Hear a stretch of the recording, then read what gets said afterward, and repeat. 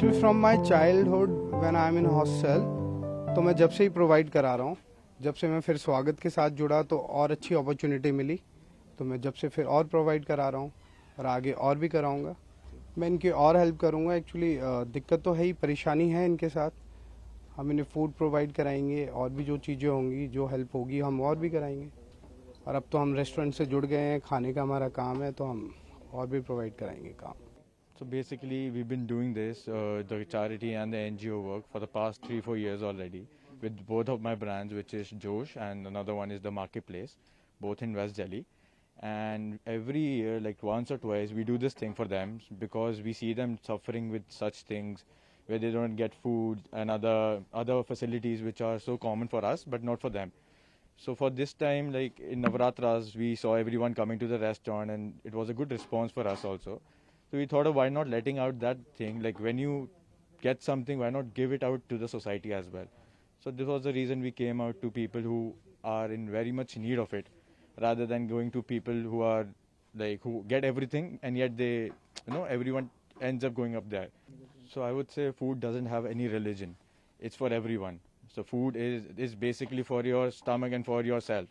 It doesn't see if you're Hindu, Muslim or Christian or anywhere from around the world.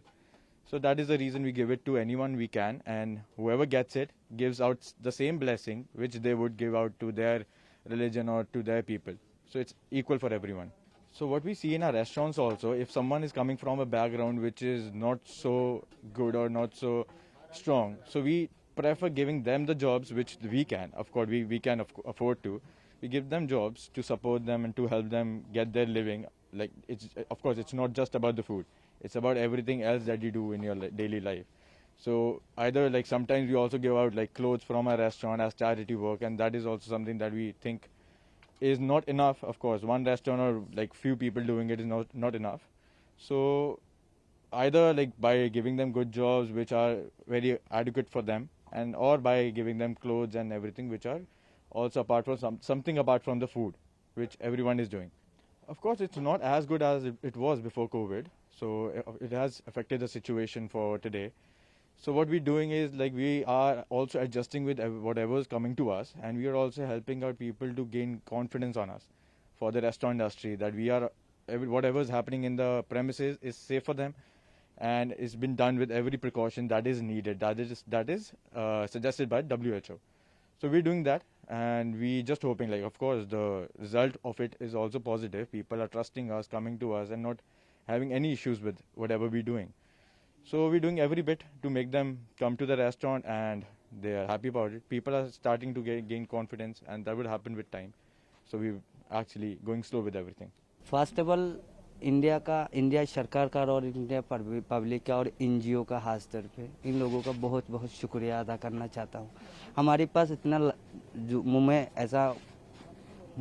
कौन सी जुबान पे उसका शुक्रिया अदा करूँ हमें खुद मालूम नहीं है, क्योंकि जब कोरोना वायरस ये हुआ है कोविड-19, जब से हम लोगों को या इस कॉलोनी का लोगों को बहुत लोगों ने आके देखभाल किया, ध्यान रखा। सरकार भी है और इंडियन पब्लिक भी है, सोशल और वो इंडियन एनजीओ भी है।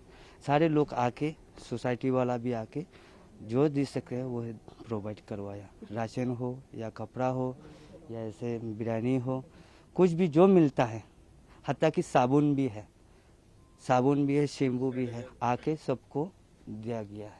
सर देखो, ये जो मुद्दा है, जो चीज़ आप लोगों को तो सबको मालूम है, एक देश का नहीं, हर देश में यही चल रहा है, लेकिन स्पेशलिटी गरीबों के लिए इफेक्ट आया था, क्योंकि इसके पास पैसे नहीं है, एक तो काम नहीं है, डेली लेबर है, तो काम जो नहीं है, हम क्या करें, हम एक दूसरे से शेयर करके हमें ज़िंदगी गुजारा करना है। हमारे पास 10 है तो हम 2 रुपये उसको शेयर करना है, ताकि वो भी ज़िंदगी, उसका भी हक बनता है ज़िंदगी जीने के लिए। ऐसा तो नहीं है हमारे पास पैसे नहीं है हम मर जाएं। जिसके पास पैसा है उसका भी ख्याल यही रखना चाहिए, दूसरे को भी शेयर करना है। सर मैं 2011 से हिंदुस्तान पे हूँ। 2011 सितंबर 23 तारीख में हिंदुस्तान में मैं फर्स्ट कदम रखा हुआ हूँ, 23 तारीख की रात में। जब से आज तक कोई भी सरकार हमसे अभी नहीं पूछा तुम्हारा आइडेंटिटी क्या है, तो मैं चाहता हूँ सबसे पहले इंडिया बहुत अच्छी है। मैं पढ़ने के लिए अपॉर्चुनिटी मुझे मिला और मैं ग्राफिक डिज़ाइनिंग कंप्लीट करने के लिए हिंदुस्तान पे अपॉर्चुनिटी मिला। और अभी मैं जो मेरा एक सपना था बर्मा में भी कंप्यूटर सीखने के लिए, मेरा बहुत सपना था, वो आज मैं हिंदुस्तान पे आके हिंदुस्तान की सरकार के ज़रिए और मैं वो चीज़ हासिल कर पाया और मैं NIO से कंप्लीट किया हूँ। तो हम लोग जिस टाइम में आया था इंडिया पे, उसी टाइम तक भी 2013 में आया था, तो उसी टाइम तक दिल्ली में है जी। तो फिलहाल अल्हम्दुलिल्लाह सरकार की तरफ से हम लोग कोई तकलीफ नहीं मिला है जी। तो जितना सरकार पे हम लोगों को सही से देखा है, पब्लिक भी इतना देखा है। तो अभी कुछ दिन पहले जिस टाइम जो लॉकडाउन जो चल गया है हुआ था, उसी टाइम में कुछ लोग जो हम लोग तो लेबारी मजदूरी करता हूँ, उसी टाइम काम भी नहीं निकल नहीं पा रहा हूँ। तो बहुत मुश्किल से यहाँ जो लोकल जो पब्लिक लोग हैं उन्हीं की तरफ से भी कुछ हम लोगों को मदद वगैरह भी किया था, राशन, कपड़ा, जो साबुन, सैनिटाइजर, मास्क, सब कुछ। तो औरतों को हम आज यहाँ पे भी नहीं, बर्मा में जिस टाइम बर्मा में रहता था वहाँ पे औरतों को बाहर नहीं जाते थे।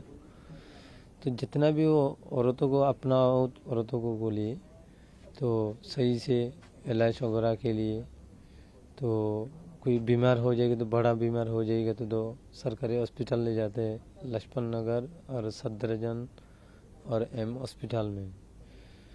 तो जिस टाइम दवाई वगैरह जो चल रहा है वहाँ से फ्री में मिलता है और बाकी दवाई कुछ दवाई वगैरह बाहर से लेना पड़ता है जी। तो कुछ दिन पहले भी ऐसा भी हुआ था, कुछ फॉर्म वगैरह जो ID वगैरह जमा करने के लिए कहते हैं, तो हम लोग को रोज़ महीने का हिसाब से हम जो पॉपुलेशन रजिस्टर जो है 417 लोग जो है उसी के हिसाब से हम CID वाला को भी, थाना वाला को भी सब कुछ देकर रखता हूँ। जो UN कार्ड जो दिया था उसमें फ़ोटो को भी करने के बाद वो भी जमा करता हूँ, तो कोई परेशानी नहीं होते जी।